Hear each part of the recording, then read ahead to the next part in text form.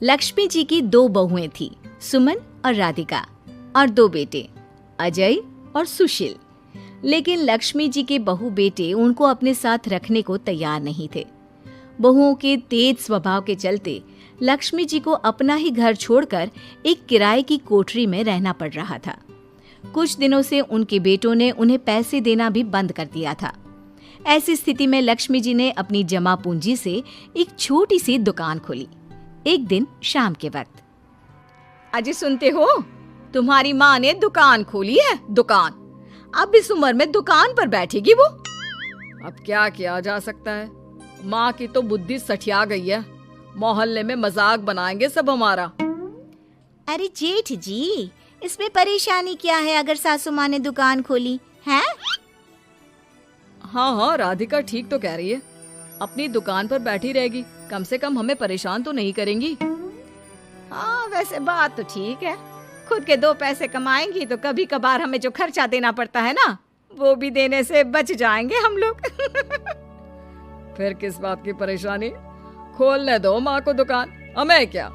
वैसे भी अपनी कोठरी में चुपचाप रह रही है ना, चाहे दुकान खोले या मॉल बनाए, हमें उससे क्या लेना देना। अगले दिन सुमन अपनी सास की दुकान पर पहुंचती है। सासू माँ, आपकी दुकान में शक्कर है क्या? शक्कर जरा 1 किलो दे दीजिएगा। हाँ बहू है ना, लो बेटा, 1 किलो क्यों, 2 किलो ले जाओ। सोच लो सासू माँ, घाटा हो जाएगा आपको, पैसे नहीं देने वाली मैं। देखो सुमन, ये मेरी दुकान है और यहाँ पर जो भी कोई सामान खरीदने आता है उसे पैसे तो देने ही पड़ते हैं। अरे सासू माँ, ऐसा क्यों करी आप?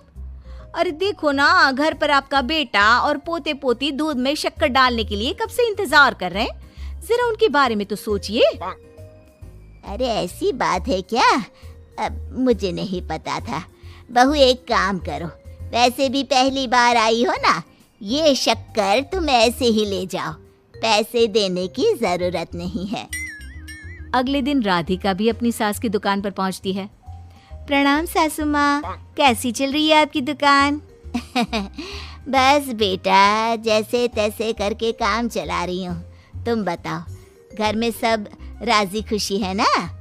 हाँ मम्मी जी, सब कुछ ठीक ठाक है। बताओ राधिका बहू, कैसे आना हुआ? कुछ काम था क्या? वो ना मम्मी जी, मुझे जरा 5 किलो आटा चाहिए था। मेरे पैर में ना बहुत दर्द है, इसलिए बाजार तक जाने में ना तकलीफ हो रही थी। घर पर बच्चे भूखे बैठे हैं, सोचा आपसे ही ले लेती हूँ। हाँ, क्यों नहीं बेटा, ये लो 5 किलो आटा ले जाओ। हाँ, लेकिन मम्मी जी, आपने जिठानी जी को शक्कर फ्री में दी थी, तो मुझसे भी पैसे तो नहीं लेंगी ना? हाँ, अच्छा ठीक है बेटा, कोई बात नहीं, तुम ऐसे ही ले जाओ, बच्चों से क्या पैसे लेना। कुछ दिनों के बाद लक्ष्मी का बेटा अजय दुकान पर पहुंचता है। कैसी हो माँ, दुकान तो अच्छी चल रही है ना तुम्हारी? सब मोहल्ले वाले तारीफ करते रहते हैं। अब क्या करूं बेटा, तुमने तो मुझे सहारा दिया नहीं, गरीब माँ को घर से बाहर निकाल दिया। कुछ तो करना पड़ेगा ना अपना पेट पालने के लिए। वो माँ ना बहुओं की बहुत चिक चिक रहती थी।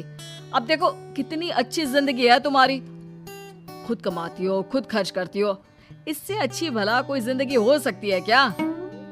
हाँ बेटा, दिल को बहलाने के लिए तुम्हारी ये बात भी सही है, लेकिन कोई बात नहीं बेटा, मैं खुश हूँ। अच्छा माँ, मैं क्या कह रहा था, जरा 500 उधार तो दे देना। कमाल की बात है बेटा, तुम मुझसे पैसे उधार मांग रहे हो। तुम्हारे पास पैसों की क्या कमी है? अरे माँ, इस महीने की तनख्वाह नहीं आई और आप तो अपनी बहू को जानती है ना, उसे शॉपिंग करनी है, जल्दी वापस लौटा दूंगा माँ। ठीक है बेटा, ये लो 500 रुपए, लेकिन देखो कुछ दिनों में वापस दे देना, मुझे अपनी दुकान के लिए माल भी तो खरीदना है। हाँ ठीक है माँ, जल्दी पैसे लौटा दूंगा।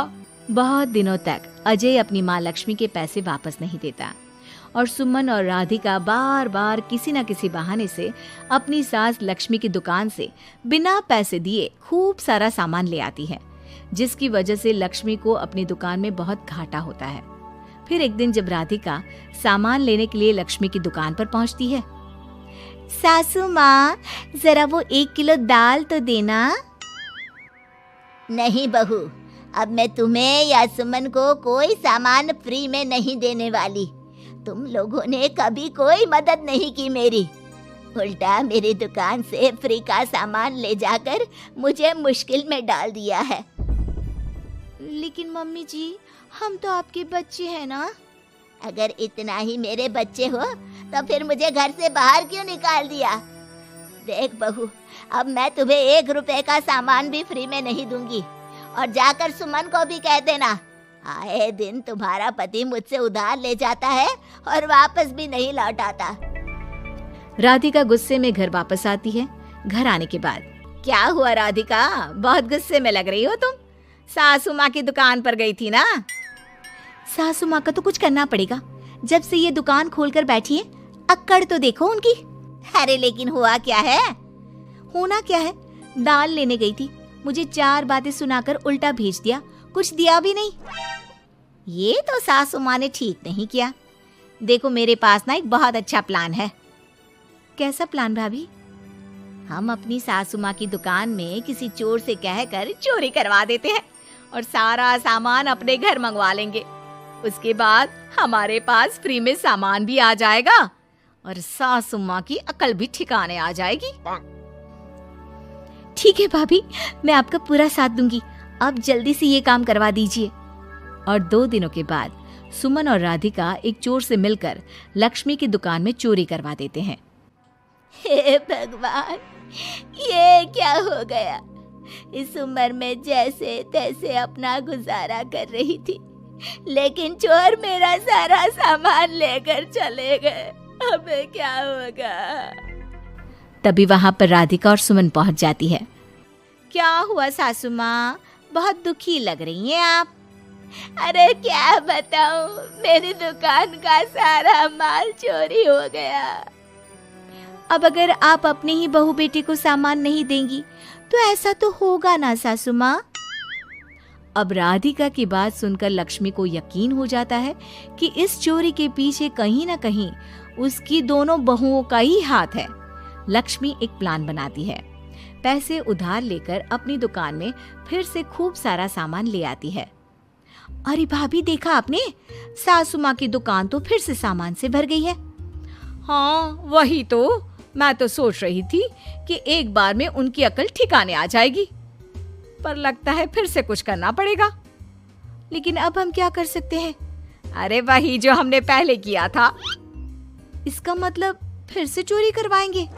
हाँ, उसके बिना हमारा काम कैसे चलेगा? और इस बार चोरी करने हम दोनों चलेंगे, कुछ नहीं छोड़ेंगे उनकी दुकान में। सुमन और राधिका दोनों मिलकर लक्ष्मी की दुकान में चोरी कर लेती हैं और सारा सामान चुपचाप अपने घर के स्टोर में लाकर रख देते हैं। लेकिन सुबह होते ही लक्ष्मी पुलिस लेकर सुमन और राधिका के घर पहुंच जाती है। इंस्पेक्टर साहब, मेरी इन दोनों बहुओं ने ही घर में चोरी की है। अरे ना ना इंस्पेक्टर साहब, ये हम पर झूठा इल्जाम लगा रही हैं। अरे हम क्यों इनकी दुकान में चोरी करने लगे?